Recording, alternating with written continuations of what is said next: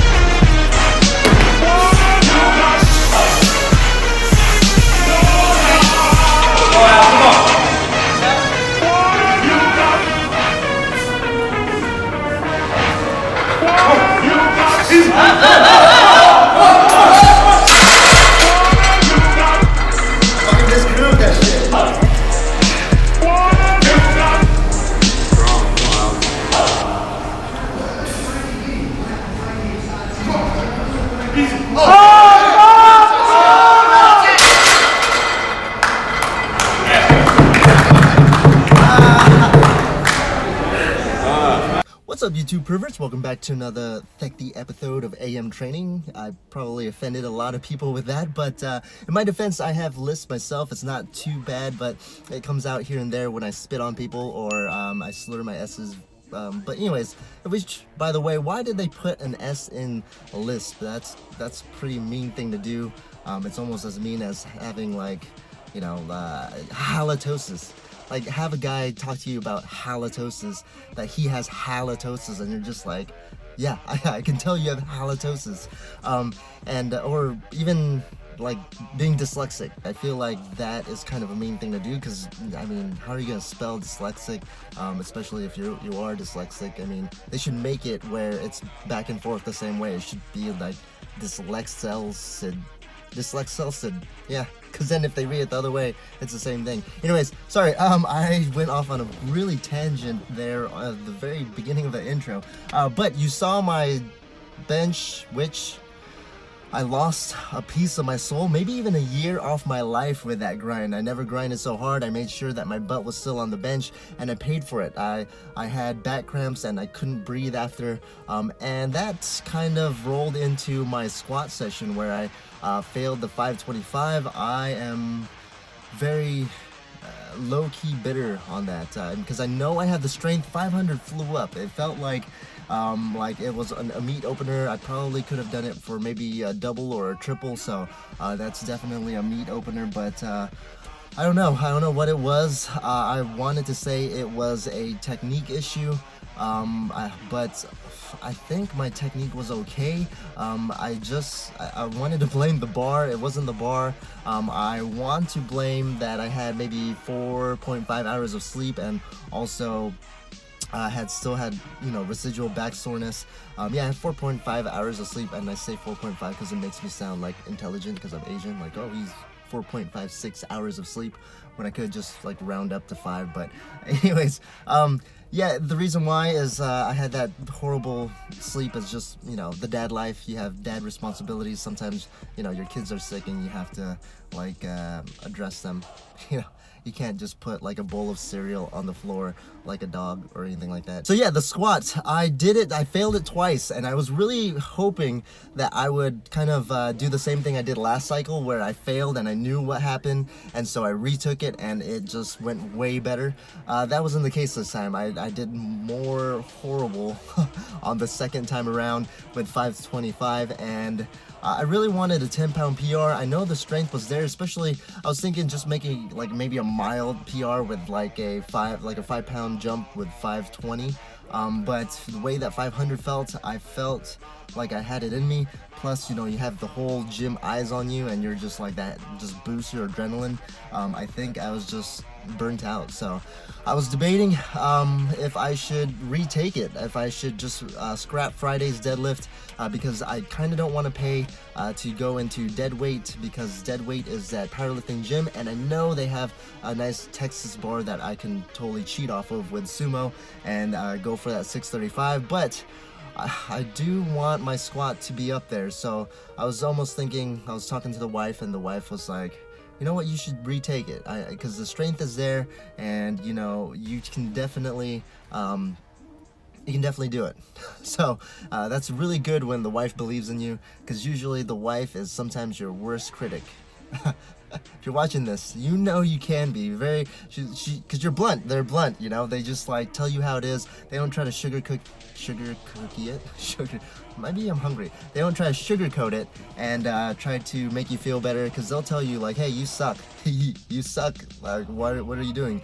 Don't do that. So when they actually do have some good faith in you, then you know you gotta crush it. So I'll see how it goes. I'm hoping that my client, or I don't know if he's my client because he is not following my program. He's kind of snapped up at the time. Not my fault. He went paintballing. So Jared, if you're watching this, Jared is a elite powerlifter in the 132 class, but he owns his Texas bar, and I'm hoping that he would bring it into my gym, and so then I don't have to pay like 20 bucks in order to max out a deadlift. So anyways, we'll just stop the intro right there, because it is, you know, it's a long one, because I'm almost late for work, and I'm not sure if I'm gonna squat or deadlift this Friday, but whatever it is, it's going heavy.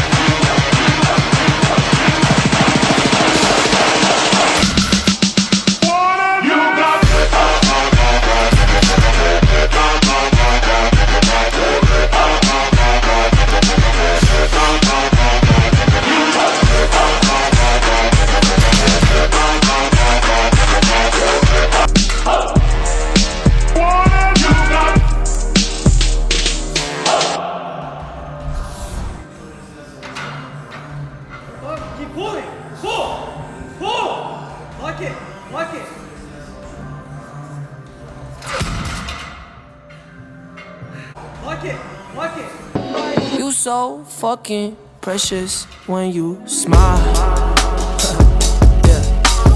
Who has hook grip thumbs and pulls 635, and also got accepted to his physical therapy grad school of his choice? This guy. I mean, I am on cloud 9, not only because I have an international elite deadlift, but freaking I made life gains. I got accepted to a physical therapy school that I wanted, and hell yeah, they only accept 38 students out of the 600 that apply. I mean, I'm stoked. But let's go ahead and rewind a little bit. After deadlifts, I had sushi, and we were just celebrating my sister-in-law's birthday, and I'm not a big sushi fan. I'm like the one Asian that doesn't really like sushi, because everyone on Instagram, I guess sushi is life. But to me, you know what's life? Bacon. Bacon is life. You know what's my favorite food? Like a plate of food is bacon and rice. Well, bacon because I'm a man, and rice because I'm an Asian man. So that is my favorite food. I just had that for breakfast, and I am so glad I did, because I got the news that I got into my physical therapy school. So I mean, I had tears of joy. I don't really have tears of joy because, you know, you just smile. Good news is good news. But this, I mean, I have to tell you, just I knew I wanted to be a physical therapist since I was 18, and so that was like 12 years ago. Yeah, I'm 30 years old now, and yeah, I knew I wanted to be a physical therapist since I was 18, but you know, just life happens with you trying to support a family and work full-time as a physical therapy aide for the good, like 12 years, because I was a physical therapy aide for a good amount. And I mean, still going to school, night classes, and just working full time and just plugging away. I mean, it literally took me about 9-10 years to get my undergrad, and I mean, I'm just so excited because you don't understand. My wife is my rock, and she really, you know, takes care of the kids and my 2 kids that I have that, you know, just while I'm at school and I'm at work and just trying to support. I mean, you know, you guys see me. You guys see that I'm a hard worker. I mean, I can say that I'm a hard worker because I put in the time with not only work and school and just online coaching and training, but you don't see, like, you know, they have that saying, every great man has a great woman behind him. I would definitely agree because she is definitely patient with me, especially with all these, you know, giggity jokes. I mean, I probably say it maybe every day, so you guys get a taste of it maybe every week or so. She has to deal with it on the daily. So, but yeah, I mean, if you guys have a dream, I mean, I'm gonna get a little cheeseballish here because I am just like, it's hitting me because I just got the news, like, I don't know, 30 minutes to an hour ago, and I can't believe it, you know. Like, I feel like this is like my calling. Like, I know I get to do what I love every day, and that's a great feeling. I mean, I'm already doing that with coaching and being a physical therapy aide and just like, but this is like one step further to like really do what you love. And I really want to help people with lifting, whether it's lifting, just getting better in pain wise, and ideally it would be a mixture of both, where I can continue to help people that have you know, injuries, making people pain free, and also, you know, hitting PRs. That is such a good feeling. Speaking of hitting PRs, you guys saw my bloody deadlift there. This episode was brought to you by Bloody Grins and Bloody Shins. It's a lifestyle, and yeah, I just want to end there. So we'll just call it a day because I do have to lift right now, and I am gonna have some energy with deadlift. So it's supposed to be a deload because I was supposed to deload for 2 weeks and just kind of rest, but I gotta lift some heavy shit because this is great.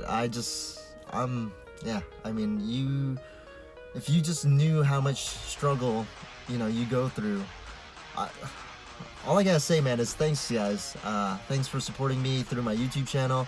I'm hoping that one day you guys, if you guys ever have dreams of going to like grad school or just hitting a nice, sexy, bloody PR, that you guys go for it. Don't even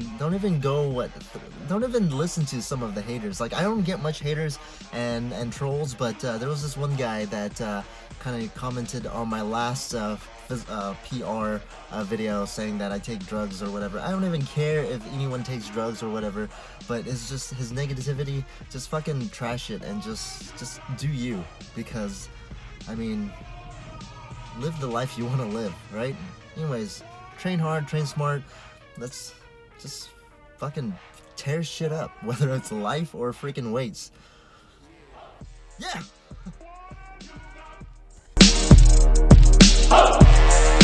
Brought to you by Gatorade bars and bench press PRs. It's a lifestyle. Yeah, the Gatorade bar, I am loving it. I am just like buying boxes and boxes and making it rain, even though I can't afford these boxes. But it's worth it because, I mean, 20 grams of protein for 3